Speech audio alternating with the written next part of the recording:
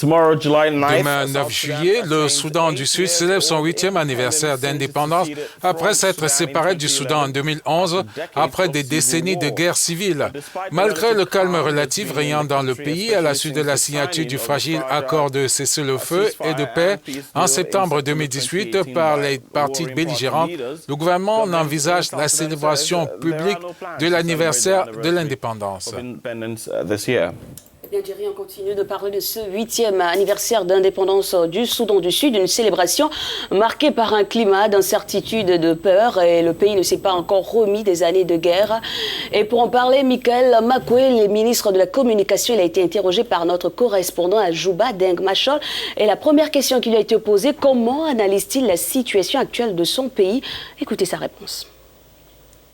En tant que pays indépendant célébrant ses 8 ans d'indépendance, je pense que le Soudan du Sud progresse et que tout ce qui se passe est normal. C'est un problème normal auquel tout pays nouvellement indépendant est confronté. Aucun pays au monde n'a obtenu cette indépendance et n'a connu une telle évolution. La situation est maintenant redevenue normale. Le Soudan du Sud émergera bientôt de toutes ces difficultés et prendra sa place au sein de la communauté internationale.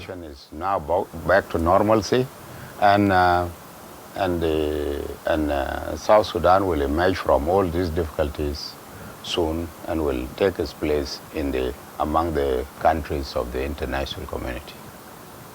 Le ministre a réagi à un récent rapport des Nations Unies faisant état des meurtres dans le centre du pays pour ces atrocités.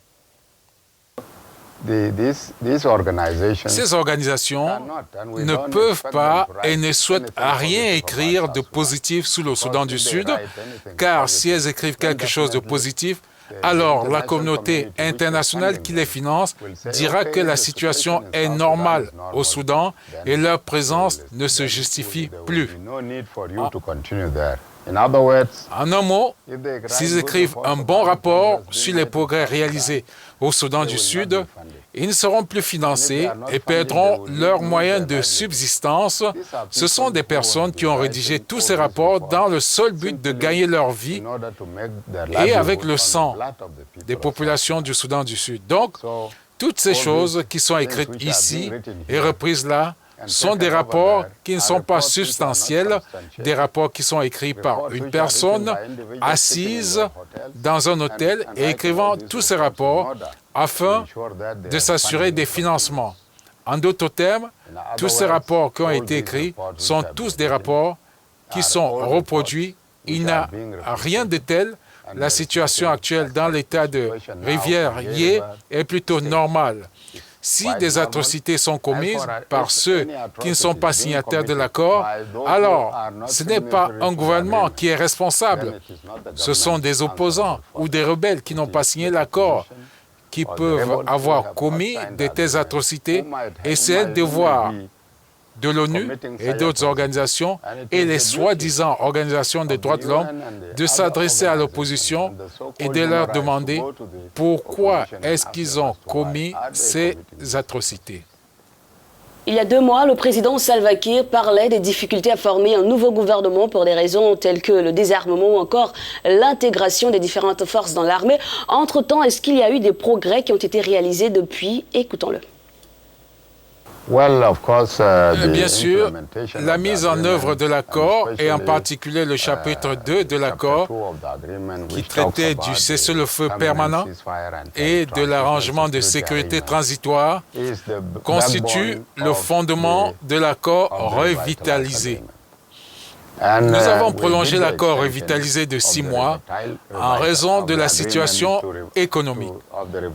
Bien entendu, l'arrangement de sécurité signifiait qu'il faut de l'argent. Et la dernière fois, notre situation économique était mauvaise et de ce fait, l'arrangement de sécurité ne pouvait pas être mis à temps. Cette fois-ci, eh bien, nous déployons des efforts et nous sommes confiants que le gouvernement nous donnera le montant requis la semaine prochaine. Une fois que nous aurons cet argent, il est clair que toutes les forces de l'opposition qui se trouvent actuellement dans leur zone de rassemblement devront se déplacer vers des sites de cantonnement où elles seront organisées. Il reste environ 4 mois et 4 mois sont suffisants. Il suffit d'organiser l'opposition et les forces gouvernementales pour que le programme soit établi à temps.